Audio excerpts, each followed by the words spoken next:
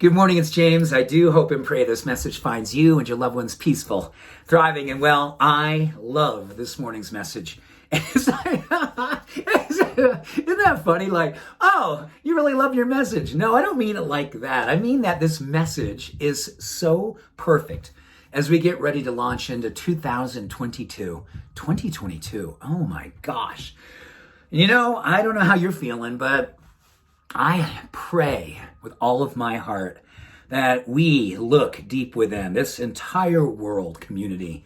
We look deep within and really, really look at our conscientiousness around what it is that we are putting our energy into. And if there needs to be a redirecting, a new channel created, whatever we need to do, let's commit. Man, we need this. And you know, as Margaret Mead said, never underestimate the power of just a few people to change the world, because that's all that ever has changed the world. This community, and communities like ours all over the world, we need to be the change. And I'm going to share a couple of quotes with you from P.T. Barnum, who, you know, was a very, very interesting, intriguing, creative person. Very courageous, troubled at times, mismanaged of zeal at times. But he had some incredible pearls that he dropped that are really, really insightful for the end of one year, the beginning of a new year. And I've been thinking a lot about how I want to show up in 2022, how I want to outshine last year. I want to outshine and outlove and outserve any of the years before this one, personally. I need that for my own peace of mind. I need it for my dedication to my craft. And I'm going to ask you to consider, what is your craft and how will you dedicate yourself to it in such a way that it becomes a beacon, a way shower, a catalyst, something that wakes up the world from, man, this insidious slumber party that so many of us are participating in. And I mean slumber party showing up as apathy, judgment, separation. You know, that's all we need to say. There's enough of that. So let's talk about moving into vocation in the new year. A lot of that, whether you think about intentions, goal setting, forecasting, future casting. Listen to this. This is what P.T. Barnum said.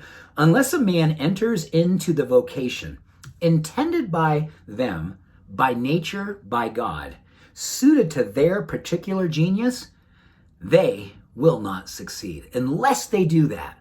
It's like there is a intention that's inside of you. There is a vocation that's been placed inside of you by God, the universe, higher power, call it what you will. And it talks about how, and he said this, he said, listen, I've been around a lot of incredible performers, people who have just been, expansive in their craft. He said it's like they owned the vow that was given them when they took their first breath. And that's not as difficult as it sounds, really. Stop right here and just consider, when you know what turns you on, when you know what lights you up, and you think, oh my God, well, it's not a job. I can't necessarily make money at this. Well, that's not what it's about. A vocation is usually something that's a higher calling.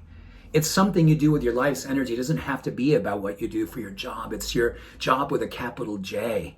It's how you choose to show up with your gift, with your light, with your talent, with your sacred sauce. And you do not allow yourself to hold back on it. Number 2, he said, the noblest art is that of making others happy. When you unpack that, it's very interesting. He went on to talk about when someone's living their vocation, when someone's fully leveraging and circulating their sacred sauce. He said it literally serves as a catalyst, a wake-up call, an encouragement, a pull or a push for others who lay eyes on that person participating in their sacred sauce, to do what is inside of them to do, their noble purpose.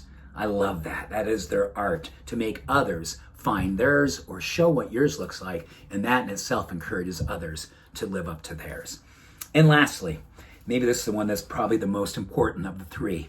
No one ever made a difference by being like everybody else. No one ever made a difference by being like everybody else. We have another evolution inside of us, don't we? Go ahead and do this with me. Raise your right hand as high as you can. As high as you can. Okay, I want you to find 1 more inch. There you go. That 1 inch is the difference between mediocrity and magnificence, awesome and doubly awesome, routine, ritual.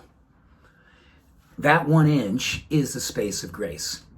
And when you realize that you've got this other place that you can go to, that you can will yourself, you can commit to, you can honor your craft, your high intention to the world, and do it like your life depends on it, because it does, that 1 inch space is life-changing. Not just for you, but as Parnham said, the noblest of art is making others happy by being the example of what makes you happy.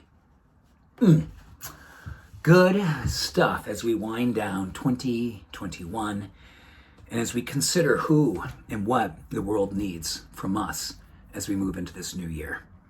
Let's do it. Let's be it. Let's own this sacred sauce and spread it with beautiful abandon. I see you, I believe in you, and I love you. Peace and blessings. Bye for now.